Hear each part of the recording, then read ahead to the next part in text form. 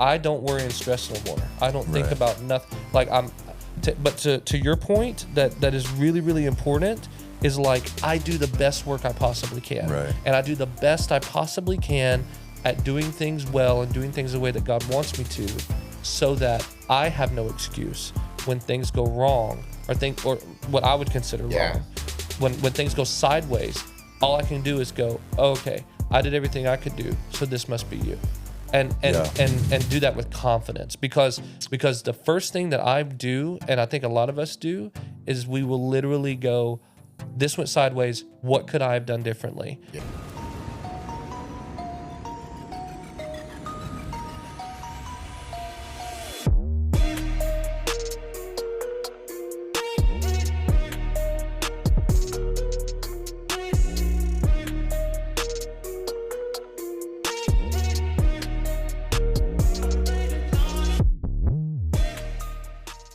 Jamaican DJ.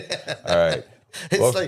Welcome to Violent Men Ambassadors of Peace podcast. I'm your host, Kit, joined by my other host, Papa Bear. And our guest. We're going to disclose his name in a second. No, I'm just kidding. His name is Jason Talley. Yeah. Last minute, he very graciously graced us with his presence. So in honor of him, we're going to name this podcast Talleying It Up, because his last name's Talley. If you like podcast, he's a professional podcast producer, so he's just here to make us look better, with the assistance of our main producer Jamal as well, which Jamal's gets amazing. A huge shout out. Give us some feedback. Tell us why you're here today. We said that he's going to talk the entire time, so we're staring at you. Yeah. Hey guys, I'm here because you asked me to be here. So you sure why not? Here we are, just chilling, having a good time. Long time coming. We've been wanting to have you just hang out with us. I was like we were talking earlier. You played a vital part in us starting this because, of course, we called you over. Give us your professional input. What do you think? We think God's calling us to this, right? And as I told you earlier, I was maybe 80% no, 20% yes. Yeah. And we sat down. You gave us your feedback, and by the time we got done with that, I think we scheduled an hour, and we went maybe 2.5. Oh, yeah, almost way 3. longer. Yeah. By the time we got done, I was 80% yes and 20% maybe. And yeah. So thank you for giving us your wisdom, your input, and after that, man, we want to hang out, man, smoke some stogies and chop it up a little bit. Yeah. So I actually am going to open the pod by producing a little bit of intrigue. So without disclosing any details, names, locations, or anything, what is the I always ask this, by the way. Okay. What is the craziest situation that's happened in a podcast? Oh gosh. I don't know. I got to think about that because it was not. Well, while you're thinking, I'm gonna go ahead and tell y'all why I asked this question.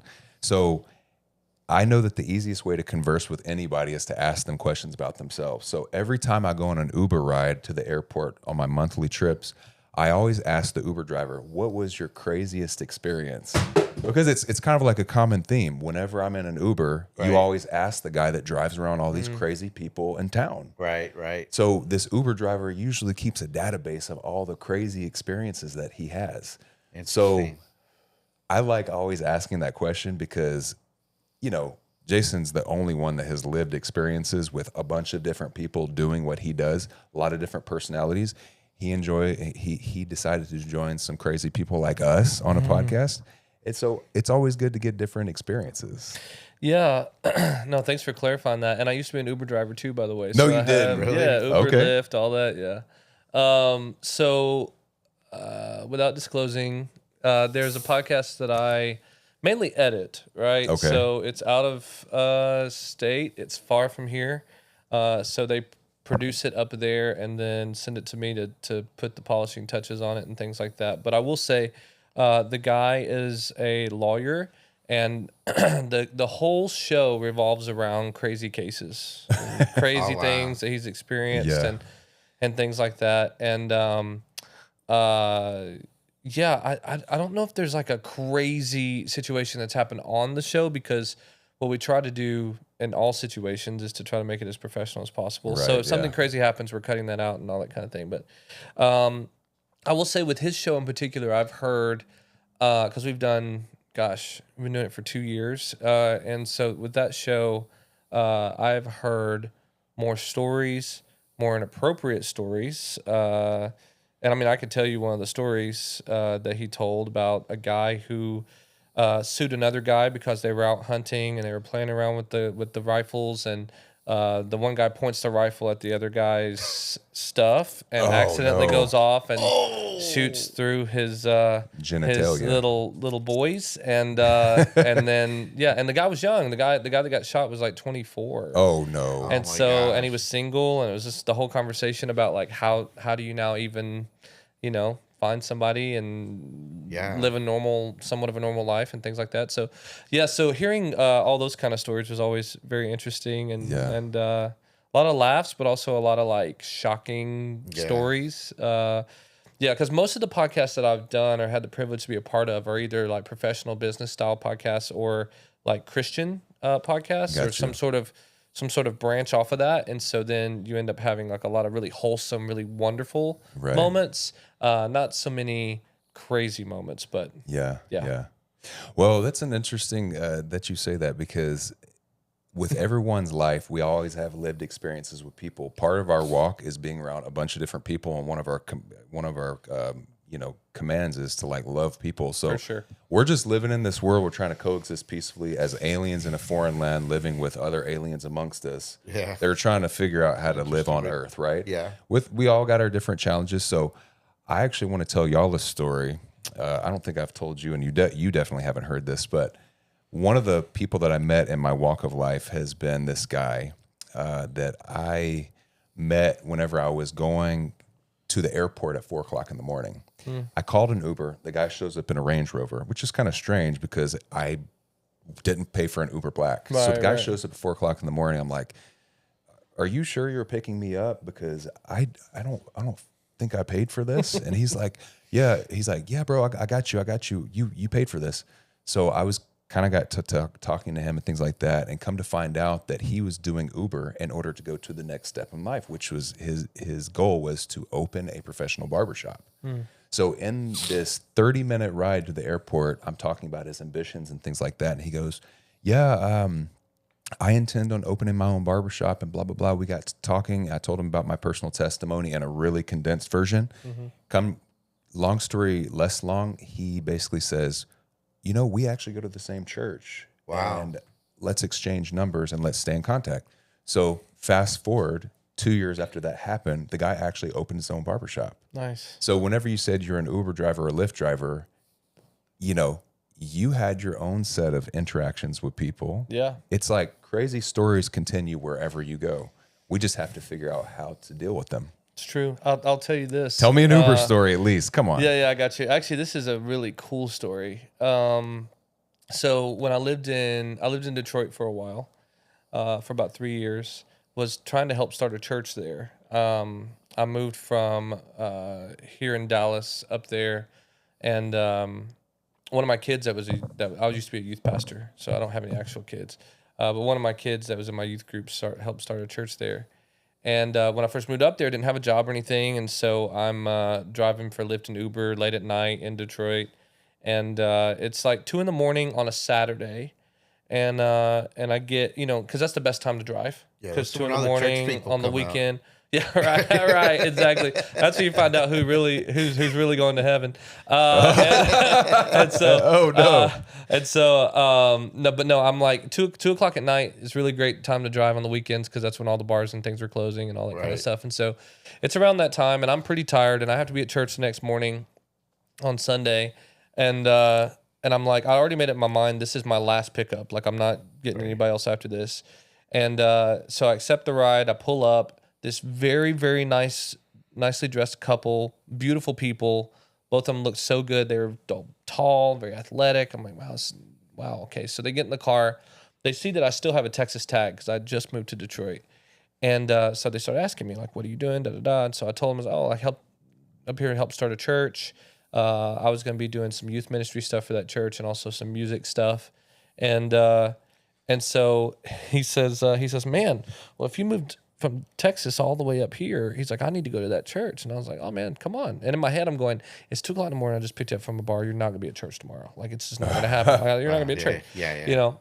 And so he starts talking. He's like, man, I think it's really important that we take like our resources that God gives us, do whatever job we have, whatever, and use it for, you know, the betterment of the world, to make the world a better place. And he's like, for example, and he just breezes past this. He goes, for example, I play for the Detroit Lions. He's like, but, you know, I want to use my resources to better, you know, the kingdom, whatever, all these things. And I'm like, oh, cool. You know, so I didn't even address the fact that he said that. I'm like, that's awesome. And I'm driving along, whatever, I drop him off. Well, he and his girl were at church the next day. Wow. And sitting next to me, I'm 5'7", just for reference. They're very tall, both of them. They, you know, and this is a brand new church. We have like 30 members.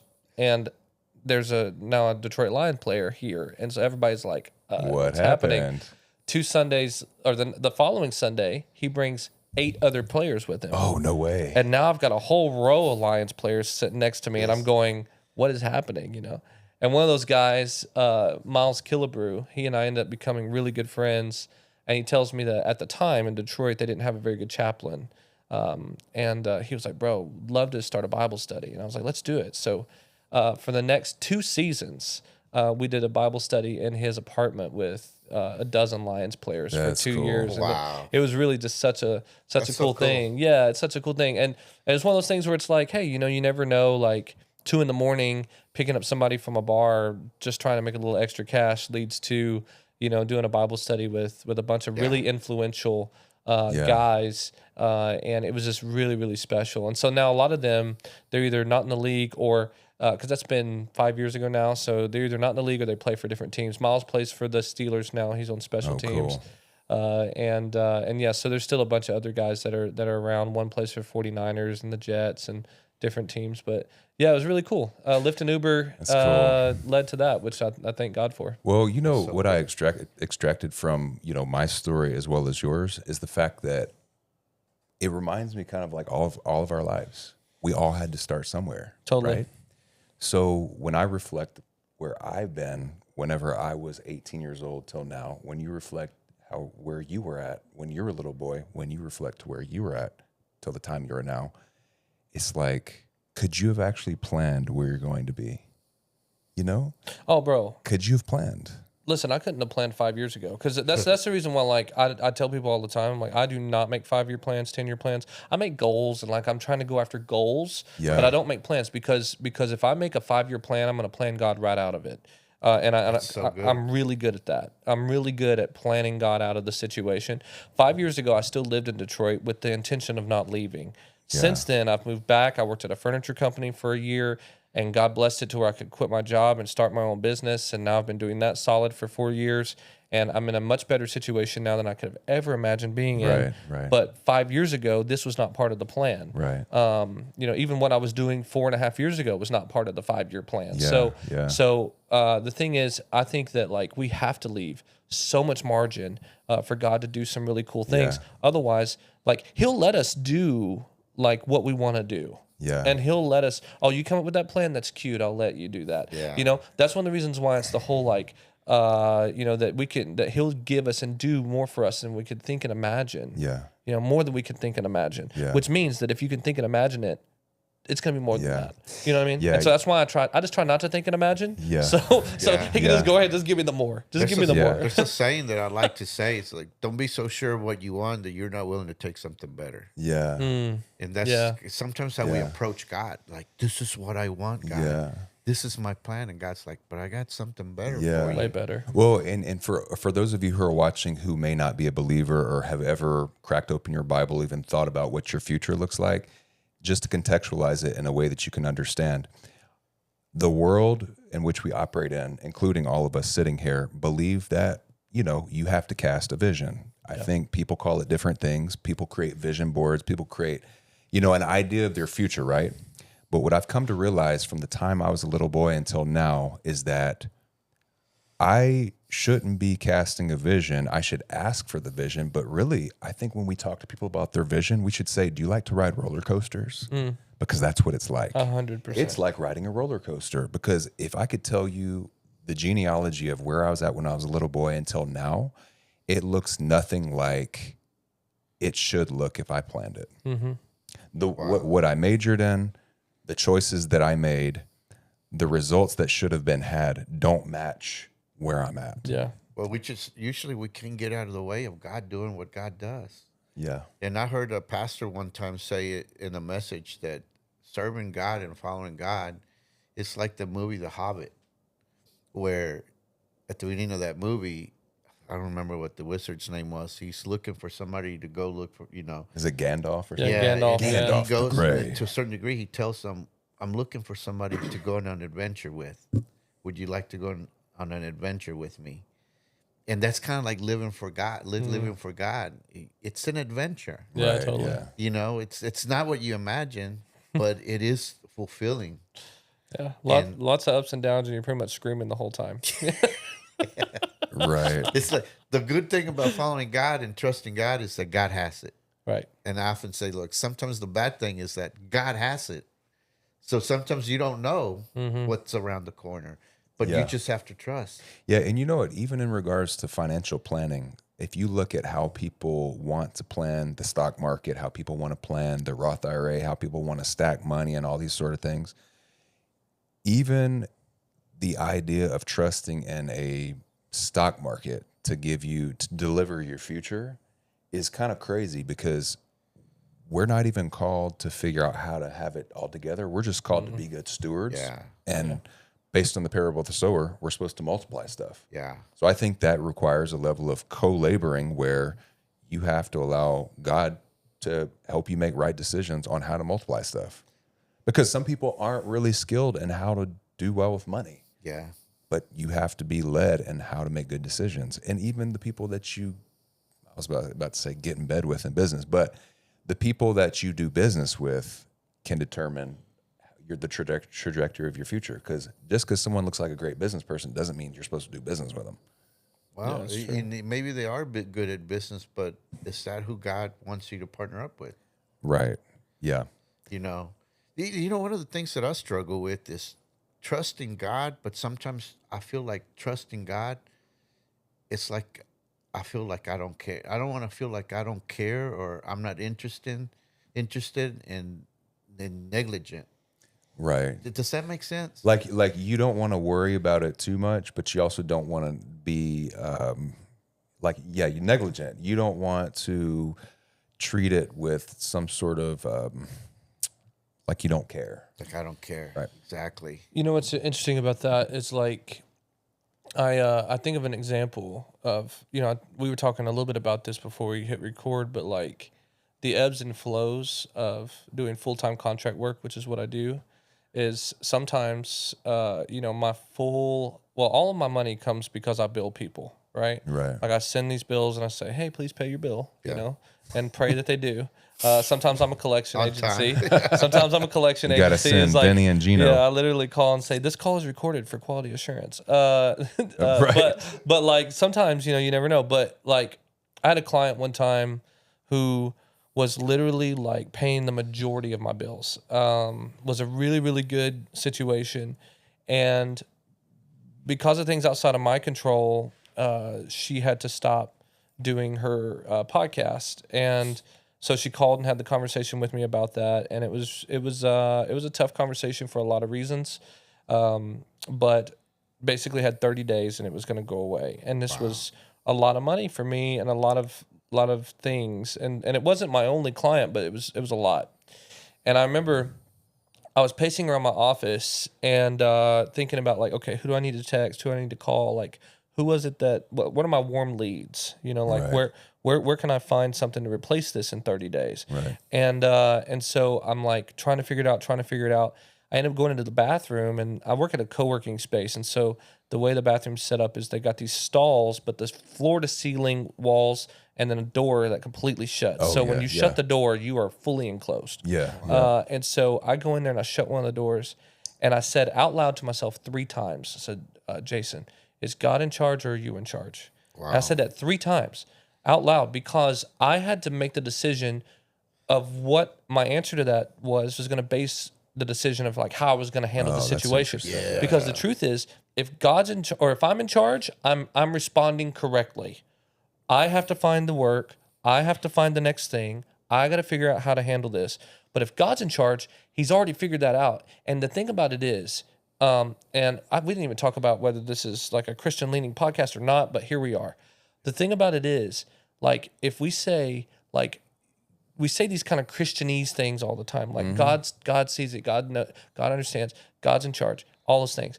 But if God's really in charge and we really believe he's in charge, then that means he knew this was going to happen. So then that means he has to understand what that impact is for me, and that either that's the intended purpose or something else is on the way. And so I walked out of the stall with the intention that I was going to believe that God was in charge.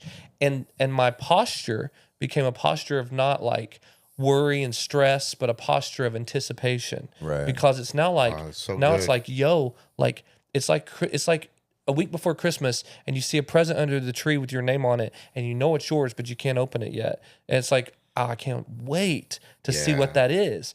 And so for me, it became a thing of like, yo, I cannot wait to see what I'm doing in 30 days. Right. Because 30 days from now, I'm going to be doing something that I've never done before, or that I don't even have a clue about. Right. And the full circle moment of that story is, without going into all the details and taking all the time, is 30 days later, I was doing a podcast that I'd never heard of before. The guy called me and said, hey, I'd like for you to produce this. And that was boom. That was half of what it was. The other half became this public speaker who wanted to do some like short clips and things like that, video clips. And we had been talking forever, and he randomly called me and was like, I'm ready to go. And both of those things happened right around the time that she ended up stopping. And I just looked at that and I was like, all right, you know what? Like, one, life's too short to worry, but also I just want to trust God. If God wants me to go under, I'll go work at Starbucks and I'll go do whatever, because obviously somebody there needs to hear the gospel, whatever it is. Yeah. But for me, I'm like, I don't worry and stress no more. I don't think about nothing. Like but to your point, that is really, really important, is like, I do the best work I possibly can. Right. And I do the best I possibly can at doing things well and doing things the way that God wants me to, so that I have no excuse when things go wrong, or what I would consider wrong. When things go sideways, all I can do is go, okay, I did everything I could do, so this must be you. And do that with confidence, because the first thing that I do, and I think a lot of us do, is we will literally go, this went sideways, what could I have done differently? Yeah. When the truth is, if we really believe God's in charge, then let's let him be. And if things go sideways, we go, oh, okay, cool. Like, this was good, man. This was not my plan. Oh, yeah. This was not my plan, but that just blessed me. And by the way, take as much time as you want. You're a guest. Like, you're Well, you're blessing us right now. Yeah, I was gonna go ahead. I was just gonna say your situation didn't change. Right. However, your posture and your outlook on the situation 100%, did. 100%. And by doing that, you gave God the opportunity to move, because we're the ones that limit God. Mm-hmm. Right. And I often tell guys that I mentor, it's like, look, you want to live your life as godly as possible, because it's like when you have a guest coming to your house, what are you going to do? You're going to prepare the room. Totally. What do they like to drink? What coffee do they like? Let me fix the pillows. You make the room welcoming for that guest. So by living our life accordingly, we welcome the blessings. We welcome God to be able to maneuver and move in our lives. Now let me pose a question for you guys. Okay, so and you're probably going to know exactly where I'm going with this, because we kind of discussed it earlier today. So in our faith walk, what truly is a silver lining? Because whenever we talk about faith walks, we always like to highlight the wins, but could the silver lining be the pain that's involved before God shows himself again? Because look at David's life. Me and Papa Bear were talking about how everyone loves King David's life, right? He was a shepherd boy. He became a king. A lot of stuff happened, and then he had his son chasing him, trying to kill him. Yeah. He had another king trying to kill him. He wrote parts of this book that we all read where he talks about, hey, can you just please protect me from all these bad things that are happening? Yeah. But he's still a friend of God, right? So what is the silver lining in that story? Because he had a lot of triumphs, but he also had a lot of hardships.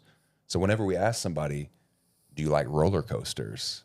You got to consider the downfall too. Yeah, sure. As a part of the silver lining. Because we know that our external circumstance does not determine our internal posture. Joy. Right. So it's an interesting thing to think about. Yeah, I usually I tell folks all the time, and I think I stole this from somebody. It doesn't matter, but it's whatever. Most things are nothing new is under the sun. That's a scripture somewhere. Right. That's in there somewhere. But the idea that like life is 10% what happens to you and 90% how you respond to what happens to you. Right. Two people can get punched in the face and two totally different outcomes, Right. come out of that. And it's like, how are we going to respond to what happens to us? And in response to your question, one of the things that crosses my mind is this idea that like, when the silver lining for me is that he is the forever safety net, that no matter what's happening, everything's going to be fine. My favorite book in the world, and people ask sometimes, like, I love to read, and said, like, what's your favorite book? Without question, it's called The Insanity of God by Nick Ripken. And this guy, golly, like, I've never in my life read a book where I'm holding this book. I'll never forget this. The moment that this specific thing happened, I was on an airplane. I'm reading the book, and I physically started shaking. Tears started running down my face, and I just had to close the book. I'm like, I cannot finish this. I can't finish this right now. And I ended up finishing it, and it's just it blessed my soul. But the whole premise of the book, I'll tell you real fast, is like this guy became a believer, and then he immediately started reading the Bible and said, oh, well, the Lord told us to go into all the world and preach the gospel, so I'm going to go. And he lived here in the United States. So he goes overseas and starts preaching the gospel at a place that doesn't allow Christianity. And That's the way to do it. Well, here's what's crazy is every time that he converts somebody, the next day the government would kill them. And he said, how eager would you be to share the gospel if you knew it was a death sentence? Wow. And it's this idea of like, good Lord, like how does that even happen? And the whole premise of the book is that persecution or that struggle is a genuine part of the Christian experience. And in Western culture, we don't get that a lot. And so because when we face persecution, like somebody at work said something about me being a Christian, or somebody did this, that, and the third, it's like, no. Like that is part of the experience, but that isn't persecution. Like you're fine. You are fine. Somebody, your boss got mad because you were reading your Bible during your lunch break. Like, please, these people are being killed and tortured and all these types of things. And it's happening right now. As we live and breathe, and we don't think about that because Christian experience to us is cup of coffee in the morning. It's a little too cold in here. The daily music's devotional, The music's a little too loud at church. Like I wish they'd sing my favorite song. Like we've got to change our paradigm and understand that like living for Jesus and actually serving God is about making an impact in the world, making a difference in the world, and in doing that, we really are going to face things that are going to come against us, and that is a natural part of the experience. But that natural part of the experience should also reassure us that He's there. Yeah, do you know what I mean? Absolutely. Like He's right there in the middle of it. So part of kind of the aim of this podcast about the internal characteristics of biblical masculinity is really to give you what you need internally to live in the world with other people and take light to darkness. I talked in the pod one time about how someone that I'm pretty close to now, he has a certain level of intellect where you can't argue him into a point because he's so smart. Okay. And I felt like this one argument that I had with him was laid out so well. He argued that I'm not going to pay attention to anything that you say unless it's coming from the direct words of Jesus. And I said, well, so does that negate his 12 friends that he told to go out in all the world? He goes, I'm not going to listen to anything that anyone says unless it comes from the words of Jesus. And then so I got into this, I feel like it was a apologetics session, and I by all means am not an apologist at all. But in that moment, I felt like I was like, I'm going to take a stand for this. This is so ridiculous. So long story short, in his personal life, he was having trouble quitting smoking weed because he admitted that it's something that he wanted to quit, but he couldn't seem to quit. Prior to that, he had been smoking from the time he was 19 till he was 38, and from 38 till 43, he smoked vapes. So in the time that I knew him, that I was nurturing that relationship, he expressed to me, he's like, I just can't quit. I vape in my sleep, blah, blah, blah. He started vaping that Juul. And so there's this nicotine-free vape that came on the market. And apparently it was helping everyone quit vaping. So what I did was I have a point, by the way. I'm weaving, I guess you could say. I give him this device. He tries it for one day and he quits vaping. He put vaping. He said, I don't even have a taste for it anymore. Wow. And so after what happened next was he started working out with me. And all I did was I shared my knowledge about working out. He saw that he liked the way that he felt after he worked out. So then he's like, I'm going to start working out. So then he started to drop weight. He didn't just start dropping weight, but he dropped like 30, 40 pounds. So after that, he's like, I feel really good. I feel like I can probably put this weed thing down for like a day or two. And he ended up getting rid of absolutely everything. So the story and the point in all that is this. Okay. All that argument that I did with him to try to prove a point didn't mean anything. When I showed the love of God to him by just living life with him and showing him that I care, he took it so seriously that I gave him a solution to a problem that I knew that he had. Whenever I showed him, hey, there's an alternative to this vaping thing that I think may be able to help you out, and it actually worked, he was like, bro, thank you so much for even thinking about that. I'm like, well, you told me that you wanted to quit. And he goes, I actually quit vaping. And I said, bro, you know what it was? I prayed that the spirit of addiction would be broken off of you. And in that moment, I think a piece of his heart opened up. Fast forward 6 weeks. Did he get emotional? Yeah, he did. He was like, back together. But anyway, so fast forward, I think it was 6 weeks later or so, he tells me in casual conversation, he said, I was talking to this guy, and this guy was pointing out that Jesus made special mention about John the Baptist. And he goes, if Jesus talks about John the Baptist, that means that guy must be pretty important. I'm like, didn't we have an entire argument about, like taking people into consideration? And in that moment, I was like, thank you, God. Yeah. Because I realized that this walk, when we take light to darkness, it's not about being the smartest person in the room. It's about us loving people because that's what we're commanded to do, right? Yeah. And whenever we live like Jesus and just show people a piece of Jesus, like by the way that we live, it has the ability to transform someone's heart.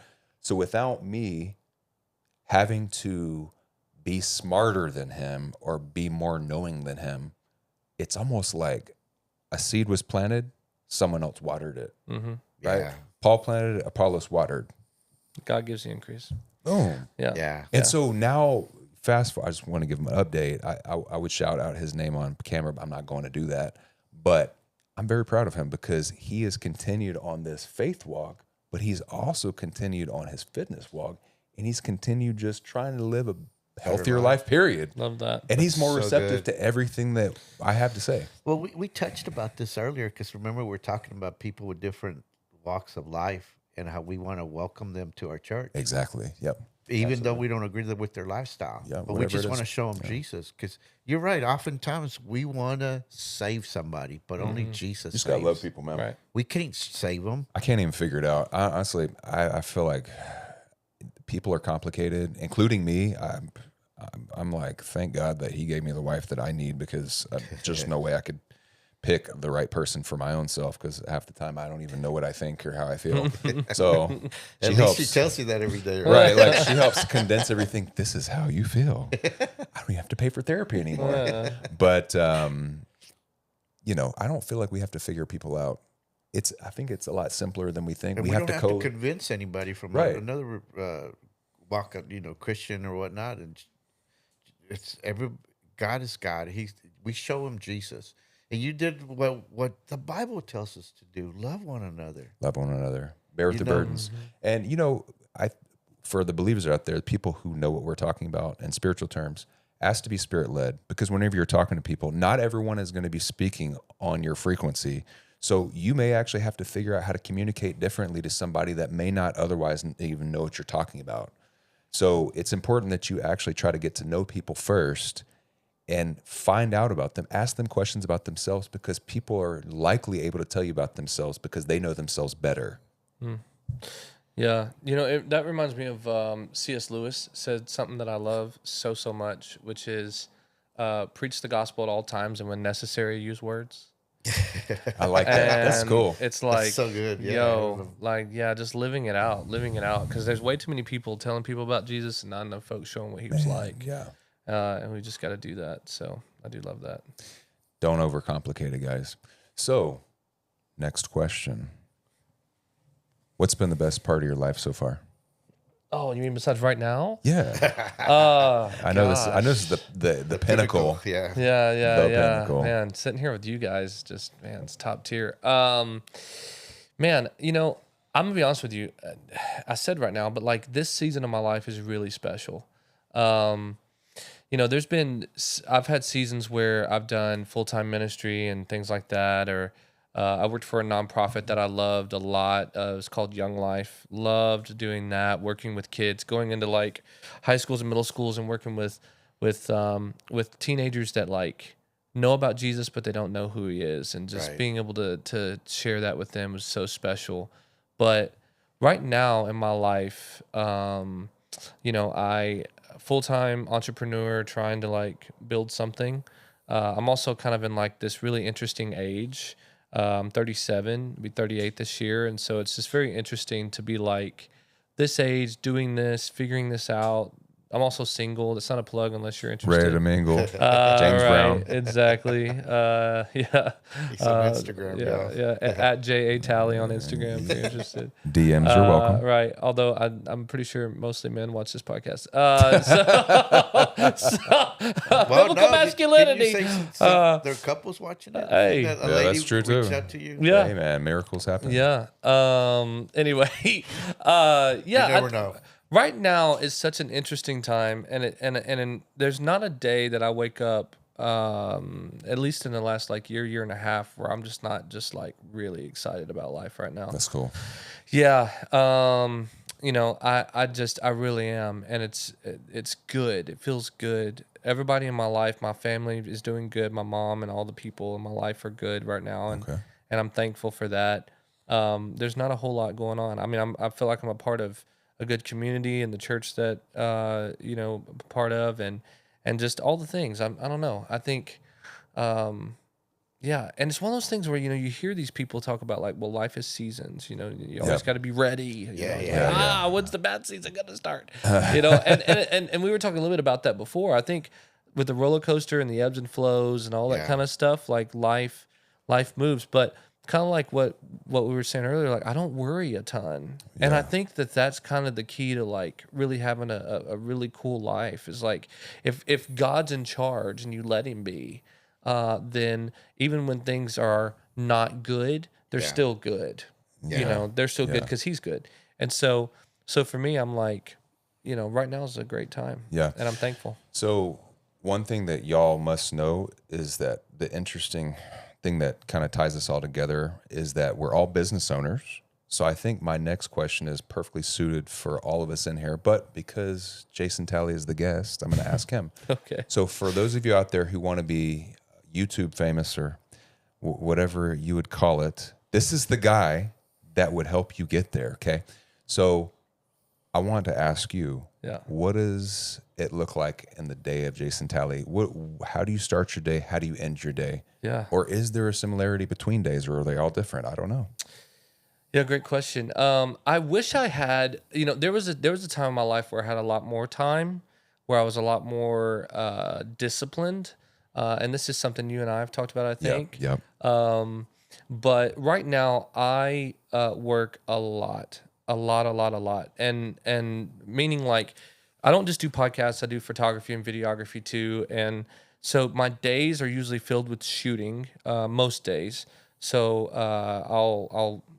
I usually am up pretty late editing. So we need to start there. We start the night before. Okay. We start the night before, where I'm usually up pretty late editing at my office, until 10, 11, 12, 1, 2. I was up until 2 last night. But then that also, so in order for me to have a good day, that means I usually get up around 9:30, 10. Yeah. I have a dog. His name is Happy. A constant reminder. Yes. So we spend some time together. I walk him, and then I usually get started with whatever the shoot is I have for the day. On Sunday nights, I plan out my entire week.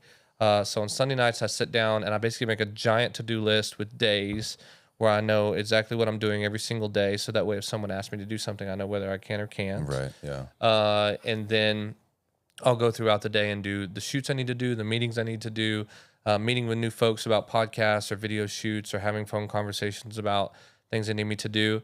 And then the day, afternoon, evenings are usually in front of a computer editing, planning, things like that. I love to travel, so I like to throw that in every now and then. But Yeah. You have an airplane on your head, so I do. Yeah, Fitting. it's actually it's a tattoo that says "Go," and it goes all around my wrist, and it's got a That's little plane cool. here. That's so neat. I told somebody the other day something I didn't plan is because this is my watch hand. I don't know if the camera can see this, but this is my watch hand, and it's very cheesy. So just buckle up. But it's like, oh, what time is it? Oh, it's time to go. Oh, I like that. It's time to go. Let's I don't care go. what time it is. Let's Where's go. let's book a flight. So that's kind of, I mean, there's not a typical day, but most days are exactly that. At least that's how it's been the last 3 or 4 months, is like shoots during the day, edit late at night, get up the next day, do the same thing. What's one of the biggest misconceptions that people have whenever they want to start a podcast, or Good question. you have a social media presence? What that they come to you with? I mean, without question, it's always that it's going to be something that they can do full time. And that's with anything creative, really. So podcasting, YouTubing, influencing on social media, whatever it is, Right. that, oh man, that's what I want to do in my life. Okay, great. So what are you going to do until then? Because you can't just start doing that. They're gonna flip the switch. Right. It's not that. I'm famous. 2 that's million not- followers. Right, that's not how that works. Consistency is the key to everything, and usually that means you're broke for a long time until you aren't one day. You somehow work to build up a budget for something, and then you have the money and the influence and the ability to be able to go a lot faster. So the biggest misconception is that it's going to make money. Podcasts are going to make money for them. Right. You're going to be lucky. You're going to be lucky to cover the cost, much less pay yourself. Say that one more time. You're going to be lucky to cover the cost. Yeah. The cost of doing it is more than what you would probably be paid for a long time.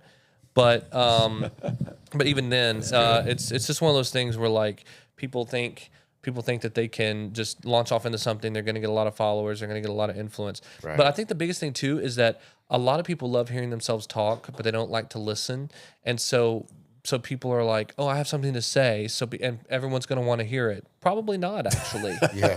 You know what I mean? Right. You know? Right. So I always ask clients and people when I meet with them, like, if you start this and no one listens, will you still do it? Like, what's your deep why? I think I asked you guys that when we sat down. Like, what's your deep why? Because if you go through all this work, you put in all this money, you do the cameras, you have the producer, you have the things, you have the microphones, no one listens. Like, do you still walk away from this fulfilled? If the answer is yes, then go for it. Because then the chances are you're probably going to get listeners, you're probably going to get followers, and you might get some money out of the deal eventually. Yeah. But yeah, I think most people think they're going to jump in, get a ton of followers, get really famous really fast, sell some courses. You know, I'm gonna sell some courses on how to not. To have great masculinity and to be a good man of whatever faith. Is he getting his ideas right now? No, we're not that's what I'm saying. So like they're going to launch and we're going to make money somehow, and this is going to be a thing. Just be okay with it being what it is, and then if it turns into something more, let that be, So good, man. Yeah. Yeah, I think we spoke about that. We wanted to make sure because we felt that it was a calling. Yeah. And I think, especially after last week, the episode we had last week, we walk away feeling fulfilled and happy. Yeah, bro. And like we said before, it's an extension of what we already do. Right. I'm like, okay, so what are we live doing? our lives like this. We like to smoke cigars. Yeah. And talk about things that are edifying, and we're gonna do this anyways. Right. Yeah. Like if this just stopped working, I'd be like, "You coming over? Like, yeah. Where are we gonna go eat? Well, and you want to smoke?" We spent 3 hours today doing what we're doing right now. Exactly. Yeah. We ate lunch, then we went and hung out, smoked cigars, and we spoke about life. Spoke to a local educator That was about great. biblical masculinity. Yeah. Yeah. So yeah, that's so good, man. bro, you just blessed us today. You shared some nuggets. No. And I just, man, like you have a lot to offer, not just the social media community, but I think men in general and young men are like, you interest me a lot. Like I want to have you on again. Yeah, you know what? We called this episode "Tallying It Up." Tallying it up. This could be "Tallying It Up 1." Okay. Yeah. You know how when people add like Chinese restaurants is like number 1, number 2. This is Yeah. gonna be like "Tallying It Up 1." Yeah. Part of being being Sub-series. a biblical masculine man is being dedicated to God, being committed and seeing it through. Don't deviate from the calling from God. And like he just gave us a little brief testimony of how he started in Detroit and Yeah. how he is now. Yeah. And the common theme is like, I've just been trusting God. Yeah. Just been trusting God. Yeah. Yeah. You know, it's a lot easier to move through life if you're not in charge. If you're in charge, it's so stressful. Okay, I'm gonna be bougie for 2.5 seconds. Okay, Sure. Go y'all ahead. just please forgive me. Okay, and I'm not. We don't have to get into the whole political side of this thing that I'm about to bring up, but I do own a Tesla. Okay, Okay. and yeah, listen, I love the car, and that's all I'm gonna say. But here's the thing. There's a full self-driving mode on this, and someone asked me one time, like, what's your favorite part about the car? I was like, oh, traffic.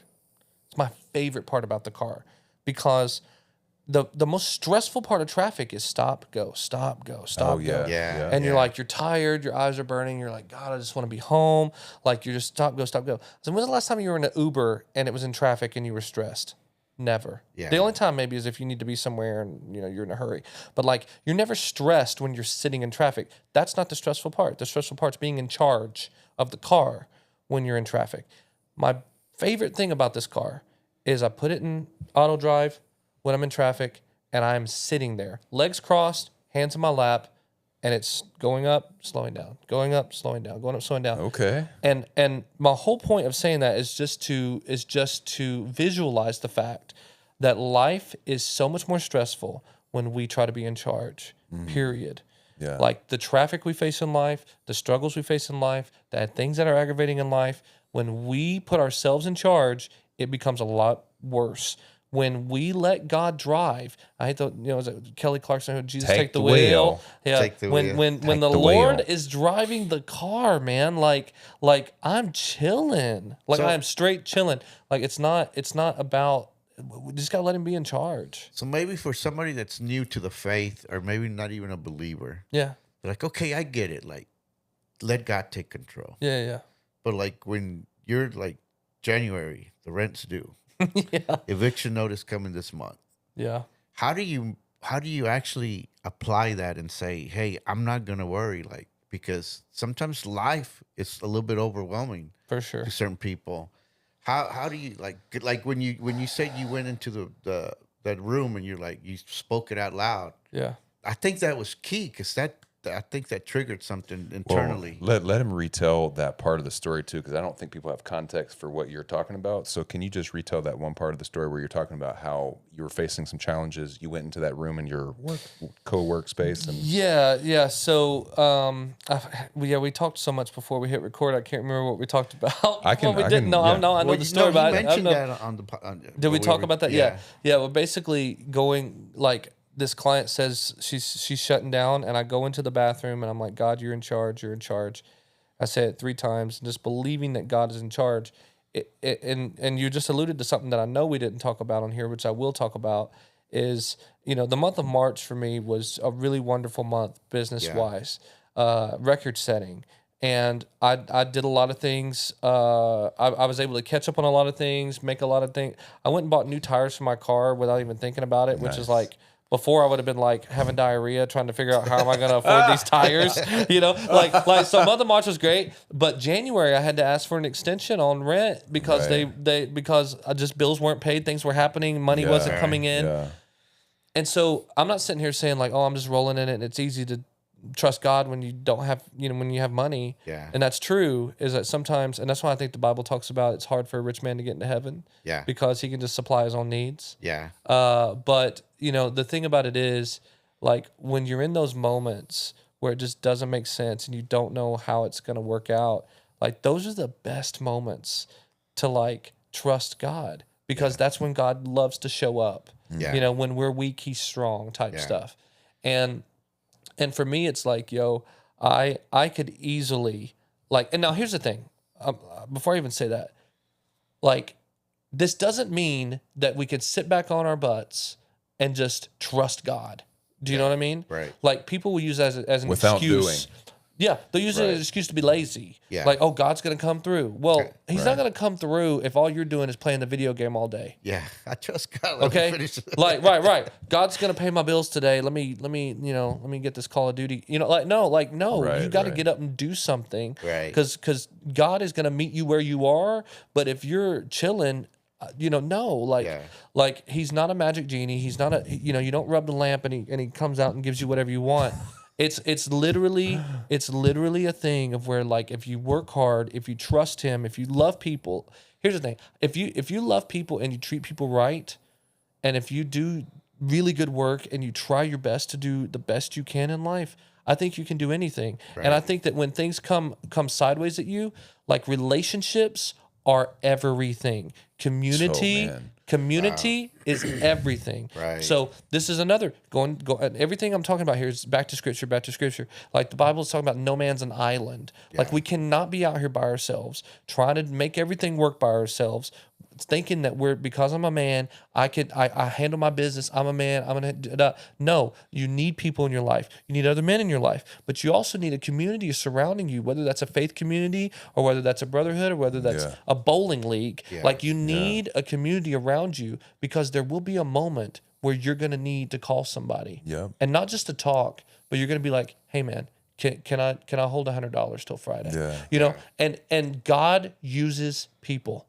God uses people to supply needs.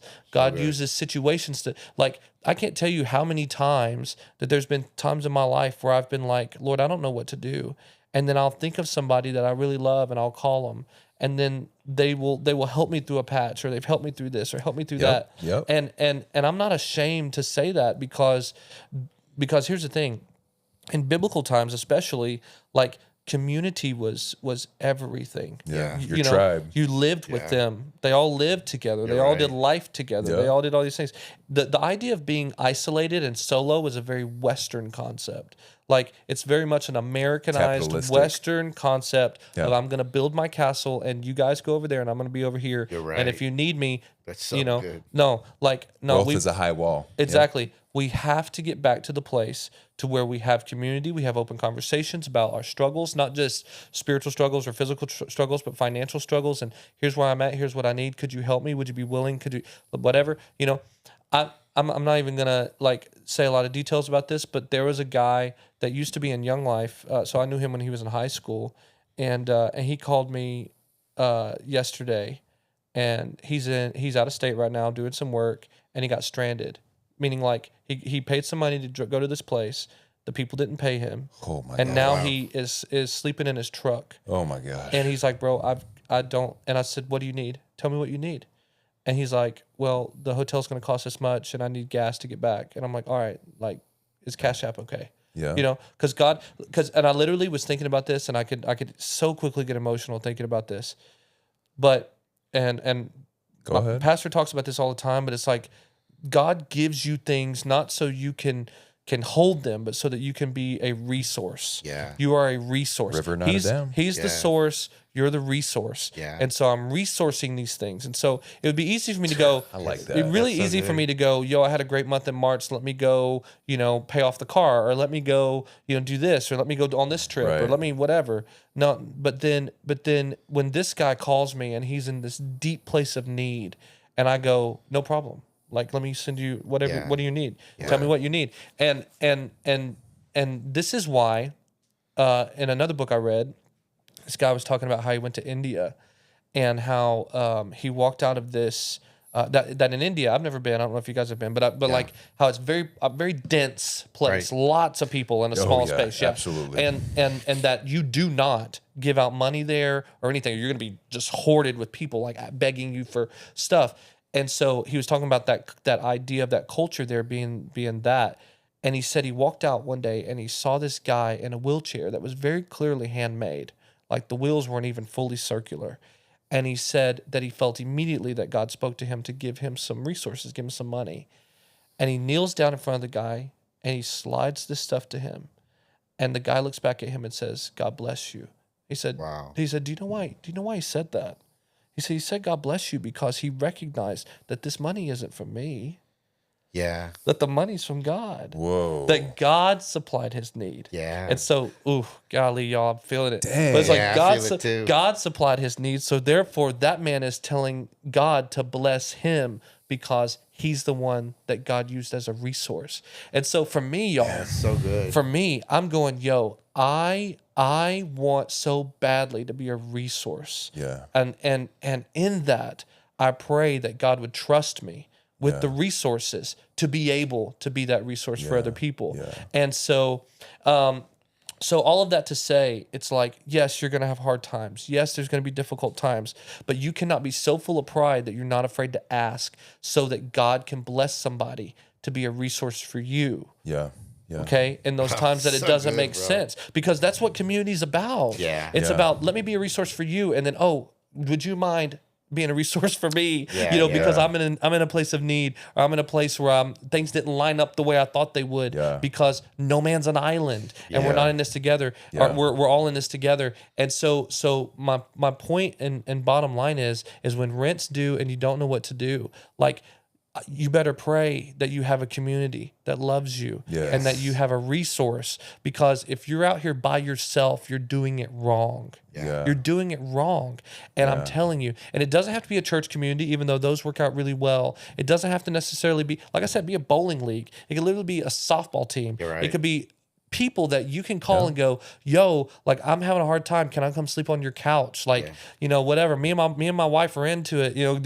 Can I? Because otherwise you're in your truck, like, or you're outside. Like, what are you doing? So if we don't have a community, then we're doing it wrong. And I think that's one of the reasons why Jesus himself surrounded himself with 12 people, because there was times where they needed him and there's times that he needed them. And it all came into this place of like, this is how life is supposed to be lived. Yeah. But because we live in a Western culture, we're so stuck on this idea that I've got to make something of myself. Yeah. Yeah. When the truth is, he's the one that's made us, and so let's go ahead and let him do that. Three of the high points that you hit on were actually episodes that all of you need to watch. One of them is camaraderie, iron sharpening iron. The other one is choosing your friends, and the other one is give without being seen. Yeah. So in case you missed all of those, you need to go back and watch, because Jason here just hit on all the high points of the things that we discussed. Yeah. So if and you our want to next get one after this is actually going to be It's Be a good. Brother like that. Yeah. We don't want to go into too many details. not too much details, we gotta have some little wanna- Easter yeah. eggs, but y'all need But to it's go so ahead and watch good. it. Yeah, that was seriously good. And you're right. So having the right friends, having the right community, having people that can sharpen you despite your situation is very important, because you're kind of like a part of a unit. Whenever we talked about iron sharpening iron, camaraderie and things like that, we reverted to Papa Bear's experience in the military. So his understanding of being a part of a unit directly relates to your ability to survive. Yeah. Your life. Like Yeah, you're, totally. If you don't complete a mission in the military, your kind of overarching goal is to complete the mission, but also to stay alive, right? Definitely. So, in the same sense, whenever we're doing life with people and we're in relationships with people who we've deemed like important, we got to take care of people. Totally. There's a certain measure of honor that's talked about in Galatians, where it specifically refers to how you take care of your pastors. I read about this in Honor's Reward by John Bevere. I forget the exact chapter, but It's another topic. yeah. Honor. Oh, yeah. Absolutely. Honor. We talk about honor, but he talks about how pastors, people who deliver the word, are not to struggle. Like, we are supposed to take care of them so that way they can do what they're called to do. Right. They're not supposed to have to like hustle and stuff. And whenever I look at how Paul was going to the church and people were like, "You're just here to take our money," he's like, "Actually, I've got my own hustle. Right. I built tents, y'all." I got a business. In the same breath, like, look at us. We're all business people. We've been given resources. We've been given resources from God to be a resource. Is that how you put it? Yeah. Resources to be a resource. So we kind of maybe have to purposely put ourselves in a position where we are in relationships, so that way we can be obedient in that way. 100%. Because we can't hold on to it. I've heard this before in church. It has to go to you so it can go through you. Right, exactly. Right? And when we're talking about giving, it's not a natural ability that I have. I'm capable, but I've had to actually practice that giving muscle, because I have been prone to having a scarcity mentality where I didn't really truly understand provision and blessings and all these things. So for some people, it may actually come natural. Some people may give way too much and get used. For me, it's like, no one's ever going to use me, because it goes back to a point in my life where some trauma happened in my life. Yeah. It made me not trust people. It made me not even trust being around people who I should trust, right?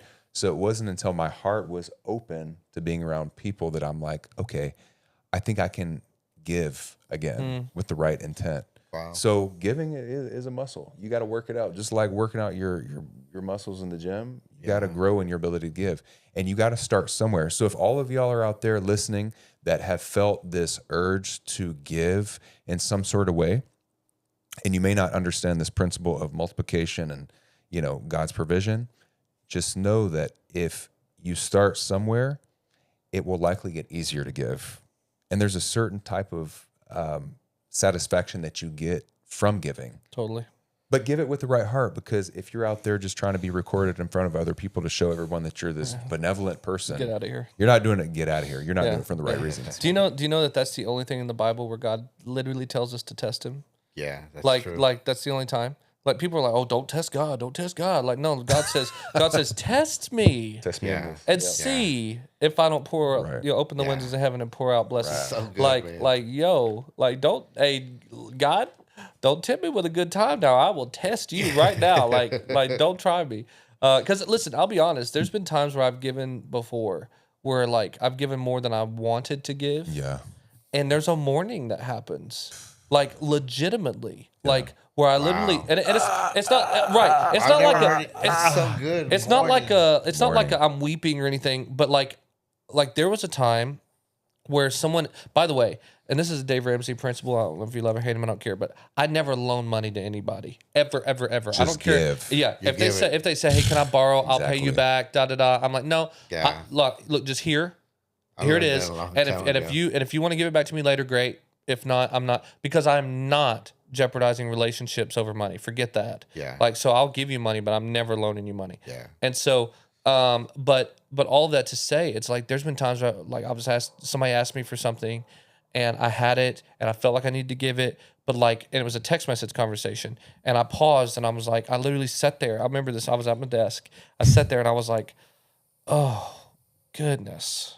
Like I started calculating how many hours of work this was, and like how oh man, I was really hoping I could use some of this for this, and right. I'm calculating all these things, and I'm going and so there was just a touch of mourning that happens, but then I'm like, okay, boom, like I'm over it. Here it is, boom, there it is, it's gone. And I think that's the difference between like a giver and a cheerful giver, because I'm like, for me, I'm like, I can cheerfully give 20 all day long. Like here's $20, here's $20, whatever's $20.